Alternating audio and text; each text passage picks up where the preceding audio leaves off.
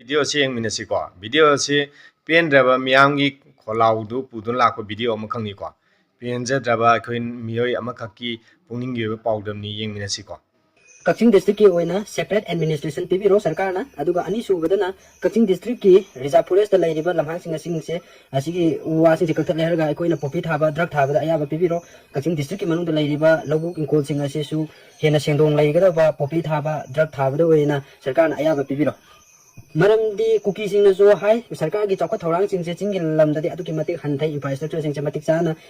फंगनदे हाइना हाइरबनिना अखोई कचिंग डिस्ट्रिक्ट की ओइनादी मैम हाइबसु तानरमनि कनागुम गाड़ी अमा तोंगा लाकपदा ख्वांगदा ककलो सुरागदी वगा यौरे खंगने हारिने अखोई की सुगुनु बर्मा रोड से अदुकी मतिक फत्तबदा अदैदी कनागुम इचल लमनासु वीडियो दा मागी वीडियो दा थागलप थेंगनक्रे कॉलेज चटपदा गाड़ी तोंगा चटपदा फागी ओइ करियो my video सेमबदा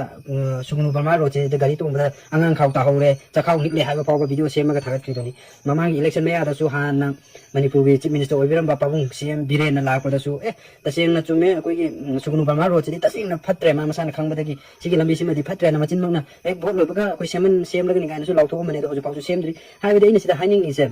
cookie Singh infrastructure चिंग दा फजन तौदे हारिदु अखोगी तपाक सिदा सु खुंगंग ओइबनिना कचिंग डिस्ट्रिक्ट सिदा खुंगंग ओइबनिना अखोगी लंबी हाइबदे नेशनल हाईवे ओइरिबा सुगुनु बर्मा रोड सिदा फावबा लंबी अदुकी मतिक फत्रे हाइबदु ने एग्जांपल पिरे ता इसिंगसि नेशनल हाईवे की ओइरिबा सुगुनु बर्मा रोड सिदा असि फत्रबसिनदि अखोगी डिस्ट्रिक्ट असिगी कनोसिंग सिदा इंफ्रास्ट्रक्चर काय याम सोथरमनि मैम खनबिरो लाइरिबा अखोगी अमगा फाउनरिबा खुलमगा फाउनरिबा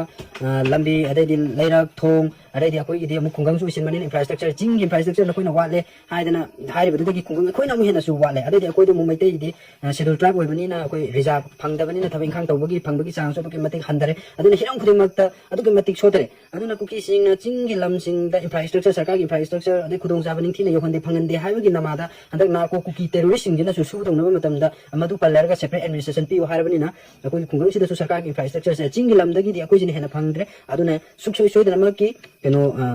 सेपरेट एडमिनिस्ट्रेशन कचिंग ओइना पिबिरो अदुगा चिंगी लमदा कुकी ताबा लमसिंदा रिजर्व फॉरेस्ट एरिया दा उवा लोय पाकटकना यांथले हारेरगा ड्रग थाबा पॉपी थाबदा अखोइ अयाबा पीबा थिंगमदि लाइनना सिफाइना सामने पन्ना ngak सेले हारेरगा थाहले हाबगी रिपोर्ट क्या लाबनिना विटनेस क्या फोंदोंनरबनिना अखोइ कचिंग डिस्ट्रिक्ट असिदसु पॉपी थाबगी रिजर्व फॉरेस्ट सिंग असिसु कोक्थोगा पॉपी थाबगी अयाबा सरकारना पिबिरो अखोइ अथिंग थंबगी महुता पुलिसना आसामने पन्ना ngak पिरो अखोइ पॉपी फजना थारगे असिगी असिमगा अयाबा पिबिरो कुकी की लालौबा अमगी लीडर अमनसु हाइकेबल ताई अखोइगी बीजेपी की सरकार की मियोय खरगा leader Kharga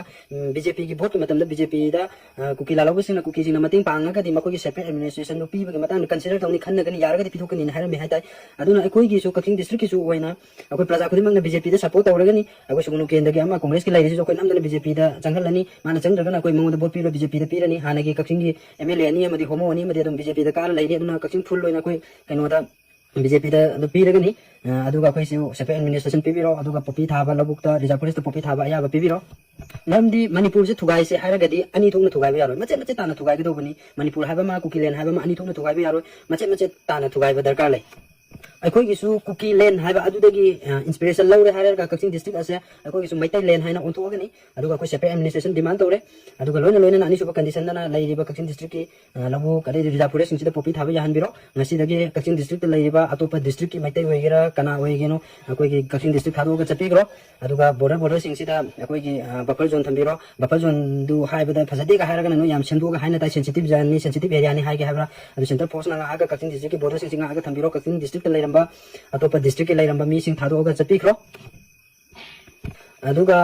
Imphal east Imphal waste थौबानगी मोइरांगी अदि बिशेमपुर बिष्णुपुर की लाइरिबा डिस्ट्रिक्ट नखोइगिदि तानगद्रा तालोइद्रा नखोइगी खुत लाइरे अखोइ कचिंग डिस्ट्रिक्ट की ओइनादि सेपरेट एडमिनिस्ट्रेशन ताले अदु नखोइना कइगुम्बा सेपरेट सरकार सेना से अखोइगी कचिंग डिस्ट्रिक्ट की सेपरेट एडमिनिस्ट्रेशन पिरो हारगदि अखोइ कचिंग डिस्ट्रिक्ट से थेमबो ओइना अखोइगी डिप्यूटी सीएम अमा सोइदना पिगदोबनी डिप्यूटी सीएम पिरो है डिप्यूटी सीएम पिरगा कचिंग डिस्ट्रिक्ट थेमद्रगदि अखोइगी सेपरेट एडमिनिस्ट्रेशन पियो नत्रगदि कचिंग डिस्ट्रिक्ट लाइरिबा नैतै होइगरा कना होइगरा लोइ थादोगा चचिगदोबनी अदुगा वीडियो असे शेयर तौबिरमु अखोइगी सु फंफम थोपा हक असे फंगनबगीदमक्ता मणिपुर मियाम पुमनमु वीडियो असे शेयर तौबिरमु सरकार यौननबा कचिंग डिस्ट्रिक्ट सु खुंगंग ओइबनिना चौखट थौरांगदा फंगद्रे कुकीना हाइबा दुमाना अखोइगी इंफ्रास्ट्रक्चर वाले अदुना अखोइगी सु सेपरेट एडमिनिस्ट्रेशन पामी नत्रगि यूनियन टेरिटोरी पामी अदुगा अखोइगी लाइबा कचिंग डिस्ट्रिक्ट की लौ इंकोन रिजर्व फॉरेस्ट सिंग पॉपी थाबा याबा पिहलो अदु करिगुमना कोइना सिगी पिरो हाइदना कचिंग डिस्ट्रिक्ट थेमगदो बोइदा अखोइगी सु डिप्यूटी सीएम अमा कचिंग सु पिगदोबनी नसी पजामयाम सु सपोर्ट तौबिउ शेयर तौबिरमु वीडियो असे सरकार यौननबा अदुगा नोइ थौबालगी इम्फाल ईस्ट वेस्ट अदि मोइरांगी नखोइगी करि तानगदो कमाय तौगदो खंगदे अखोइगी सिगी सेपरेट एडमिनिस्ट्रेशन से कचिंग डिस्ट्रिक्ट की ओइनादि ताले कचिंग डिस्ट्रिक्ट ꯃꯊꯛꯇ ꯂꯩꯔꯝꯕꯁꯤꯡ ꯊꯨꯅ ꯊꯥꯗꯣꯛ ꯆꯠꯈ꯭ꯔꯣ ꯀꯨꯀꯤꯗꯒꯤ ꯑꯩꯈꯣꯏꯅ ꯍꯦꯟꯅ ꯁꯥꯊꯤꯔꯛꯀꯅꯤ ꯚꯤꯗꯤꯑꯣꯁꯤ ꯁꯦꯌꯔ ꯇꯧꯕꯤꯔꯝꯃꯨ